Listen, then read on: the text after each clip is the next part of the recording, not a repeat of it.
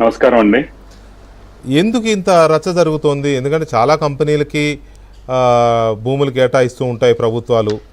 చాలా రాష్ట్రాల్లో, not only in Andhra Pradesh, తెలంగాణలో కేటాయిస్తారు, తమిళనాడు కేటాయిస్తారు, Karnataka for that matter any state, any country also.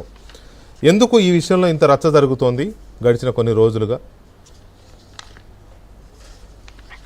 ఇలాంటి రచ్చ జరగటం చాలా దురదృష్టకరం అండి. ముందుగా వెంకటకృష్ణ గారు మీకు నమస్కారం, అలాగే పట్టాభిరామ్ గారికి, ఏబిఎన్ ప్రేక్షకులందరికీ కూడా నమస్తే అండి. నమస్కారాలండి. నమస్కారాలు. So this is very unfortunate అండి. నేను అంతకన్నా ఎక్కువ దాని గురించి నేను కామెంట్ చేయను. ఎందుకంటే భూములు ఇవ్వకుండా ఎవరు కూడా రారు.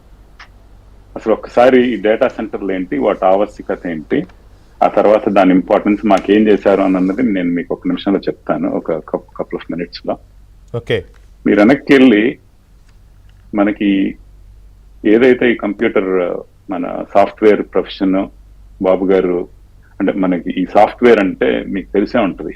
మా వాడు వెళ్ళి డేటాబేస్ నేర్చుకుంటున్నాడండి అనేవాళ్ళు. అవును. ఆ తర్వాత డేటాబేస్ మీద కోర్సులు అవి నేర్చుకునేవాళ్ళు. తర్వాత డేటా ఇన్ఫర్మాటిక్స్ అన్నారు, డేటా అనాలిటిక్స్ అన్నారు, ఇన్ఫర్మేషన్ మేనేజ్మెంట్ అన్నారు.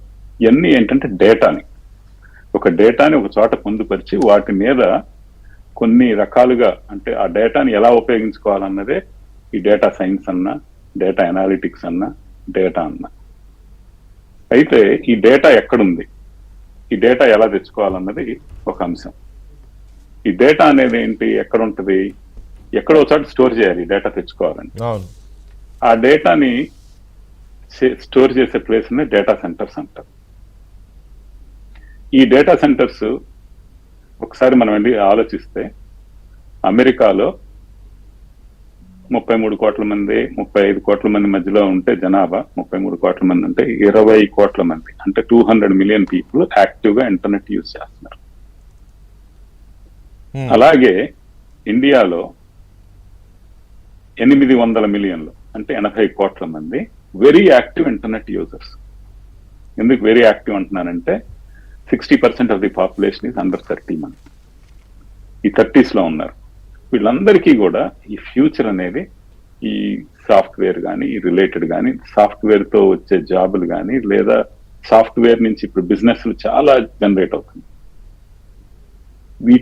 ఈ బిజినెస్ లో వచ్చే ఇన్కమ్ కానీ చాలా చాలా ఇంపార్టెంట్. మన దేశం ప్రగతి పొందాలి అంటే అది.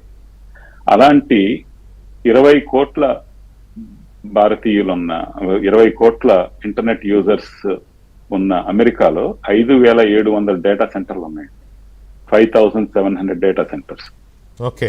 అదే 80 కోట్లు ఉన్న భారతదేశంలో, యాక్టివ్ ఇంటర్నెట్ యూజర్స్ ఉన్న భారతదేశంలో, 80 కోట్లు ఎందుకు అంటున్నానంటే వీళ్ళు యాక్టివ్ గా యూజ్ చేస్తున్నారు. అదేలేండి. ఉన్న భారతదేశంలో 130 మాత్రమే ఉన్నాయి డేటా సెంటర్.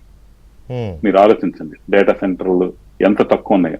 మనకి సుమారుగా 20,000 ఉండాల్సినవి 130 ఉన్నాయి. ఎందుకు నేను చెప్తున్నానంటే డేటా సెంటర్ల ఆవశ్యకత గురించి చెప్తున్నాను. అంటే అమెరికా పాపులేషన్ తో అక్కడున్న డేటా సెంటర్ల నంబర్తో పోలిస్తే ఆ రేషియో ప్రకారం ఇండియాలో చూస్తే 20,000 ఉండాలి, కానీ 130 మాత్రమే ఉన్నాయి. 130 మాత్రమే, అంటే almost zero. Okay, almost zero. అయితే ఇప్పుడు ఇంకో కొత్త ఛాలెంజ్ కూడా ఉంది మన దేశానికి. ఏంటంటే, ఒకటి, మన దేశంలో డేటా ఎక్కడ ఎక్కువ ఉంటది, వాడేటోళ్ళని పక్కన పెట్టండి. ఎవరు ఎక్కువ మంది ఎక్కడ ఉంటారో వాళ్ళు చేసే ప్రతి పనిని డేటానే. అంతేగా. మనకి ఎంతమందికి రేషన్ కార్డులు ఇచ్చాం, ఎంతమంది పెద్దోళ్ళు ఉన్నారు, ఎంతమంది చిన్నోళ్ళు ఉన్నారు, ఎంతమంది స్టూడెంట్స్ ఉన్నారు, ఎంతమంది ఏం చదువుతున్నారు, everything is related to data, right? So the highest data is everything అండి. ఈ రానున్న కాలంలో డేటా అనేదే మొత్తం. ఇప్పుడు ఒక ఏరియా ఉంది వైజాగ్ చుట్టుపక్కల, లేదా ఒక అరణ్య ప్రాంతం, అక్కడ కొన్ని జబ్బులు వస్తున్నాయి. ఆ జబ్బులు వస్తే ఆ మెడికల్ ఫీల్డ్ లో ఉన్న వాటన్నిటిని, ఆ వచ్చిన పేషెంట్లన్నీ, వాటికి వచ్చిన వాళ్ళ బ్లడ్ శాంపిల్స్ కానీ ఇంకోటి కానీ తీసుకొని ఆ డేటానంతటిని ఒక చోట పొందుపరిచి దాని మీద అనాలిటిక్స్, అంటే ఎవరెవరికి, ఎలాంటి వాళ్ళకి, ఏ వయసులో వాళ్ళకి, ఇలాంటివన్నీ గనక చేస్తే ఎంత అభివృద్ధి మనం ఇది చేయొచ్చు. అంటే ఇవన్నీ ఉన్నాయి, కాకపోతే ఎంత చేయాలంటే ఎంత కావాలి. ఇప్పుడు దీంతో పాటు ఏఐ అనేది, ఆర్టిఫిషియల్ ఇంటెలిజెన్స్ అనేది కొత్తగా మొదలుపెట్టారు. ఇప్పుడు నిన్న మా కంపెనీ నుంచి వరల్డ్ హెల్త్ సర్వీసెస్ ఒక పెద్ద కాన్ఫరెన్స్ నిర్వహించింది, రీజనల్ కాన్ఫరెన్స్ ఢిల్లీలో. అక్కడికి మా వాళ్ళు వెళ్తే ఉన్న స్టాల్స్ అన్ని ప్రపంచంలో ప్రతినిధులు చాలా చోట్ల నుంచి వచ్చారు. 50 స్టాల్స్ పెడితే అందులో 80% of them they are talking about AI. ప్రపంచంలో ఏ బిజినెస్ కి వెళ్ళినా ఇప్పుడు ఏఐ అనేది ఒక పర్యాయ పదం అయిపోయింది. అలాంటి పరిస్థితిలో ఏఐ అంటే ఇప్పుడు మీరు ఉన్న ఈ డేటాని, ఈ వీడియోస్ ని, ఇప్పుడు మీకు ప్రతి చోట కనపడే ప్రతి ఇన్ఫర్మేషన్ ని రన్ చేయాలి.